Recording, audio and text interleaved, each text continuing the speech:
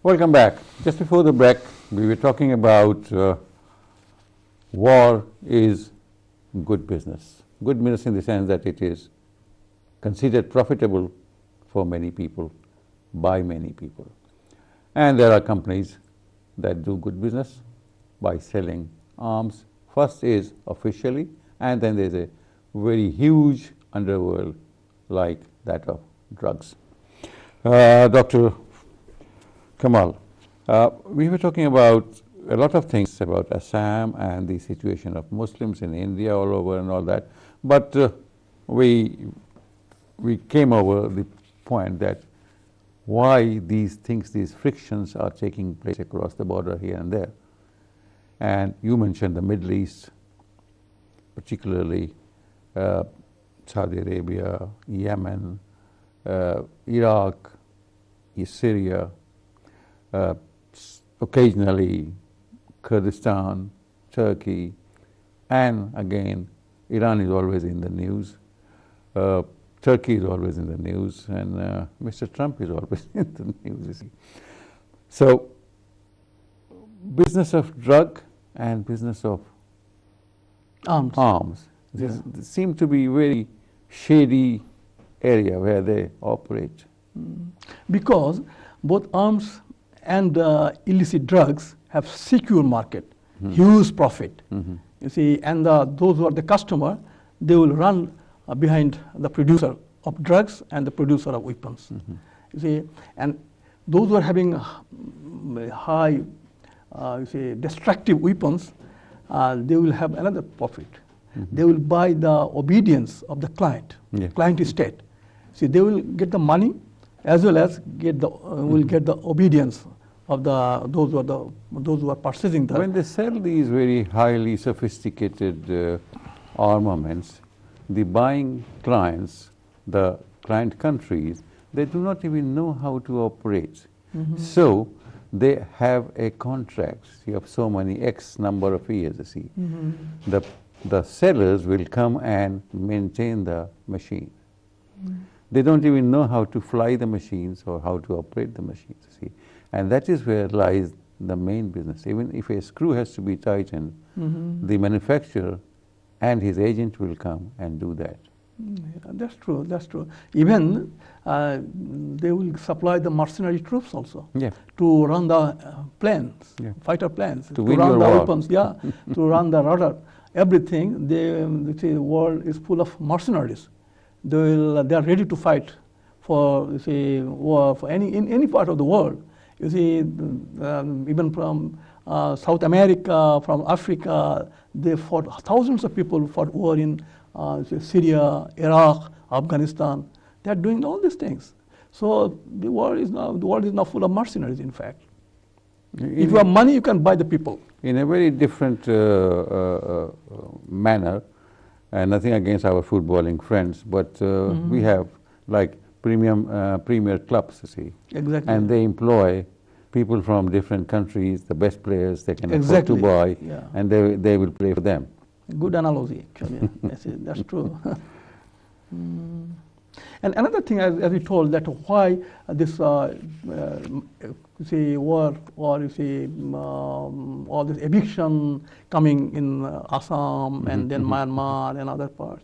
Why? There is a reason. Economic reasons also, very prominent reason. Suppose in Assam, 4 million people, there are 40 lakhs people, if they are evicted from Assam, then huge amount of land, business, houses, all will be taken over by the government. Taken over by the people there.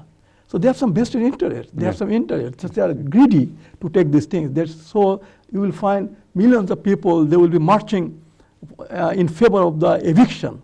Evict these people so that they can grab their land, their business, their properties. They are accusing the migrants that they have taken away our land. Exactly. They use the facilities like schooling, education, their jobs, and also business and health facilities. Suppose in Myanmar, what happened? They have evicted the Muslims from there, and army has built their barracks, their helipads, airport, all these things. As you were saying that the Rakhine state is full of minerals, and there is they say that they have plenty of oil under the Rakhine state. They say it's floating on oil.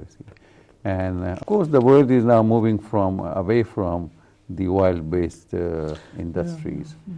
They are more into solar power, and they're more into other things, you see, like nuclear power. Another important point is strategic importance of the coastal line. Right. You see, the Bangladesh is having a coastal line, but the Rakhine state itself is having almost the same length of coastal line. If you have exposure to sea, then you have exposure to fisheries. You can grow prawns. You can have trade. You see trade, and then you can build a strategic port, invite foreigners. It's so many things. So Rakhine is the most strategic area of whole Myanmar. Economic zones. Economic zone. So that is why that economic interest has pushed Myanmar to be more, what would I say, cruel against the inhabitants of Rakhine. Have you ever given a thought that why is Bangladesh not putting up a strong resistance? By resistance, I do not mean war or force, no, but diplomatic resistance. You see, have we failed there? Have we failed on that front? Bangladesh government, what should I say? Bangladesh government itself is very weak in terms of this. You see, its own turmoil, its own crisis, political crisis. People say it's the illegal government. They came to power, and you see, they didn't take the mandate from the people. You see, but there was an election. But actually in 153 seats there was no voting even. You see, there is some democratic norms. You see, if you come to the power in the name of democracy, then you must have the people's participation in the democratic process. But when 153 in 53 seats, constituencies, there was no election. People didn't take part in election. But can we accuse the government that there was no election? Why did people not take part in the election? Of course, government is responsible. Government, you see, all the political parties, why? What's their business? They want to engage in politics. They are mad to run for elections. But why did they abstain from election? Because lack of trust. When the people think that if I stand for election and spend money at the end, election is not election, it is a selection, and there is nothing. Because it's in a game when the umpire is biased. You have no chance to win. Is the umpire, you see, if the government parties, they will not show any, if the penalty, they will not show the red cards. Nobody will get the red cards. All the red cards will be shown against the opposition parties. So this even field, you need an even field for democratic government. You see that a democratic governance cannot run without even field.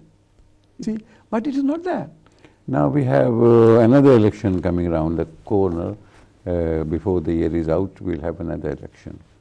And do you think that the stage is set for playing level playing field? I think a level playing field, I don't think the government is interested about that.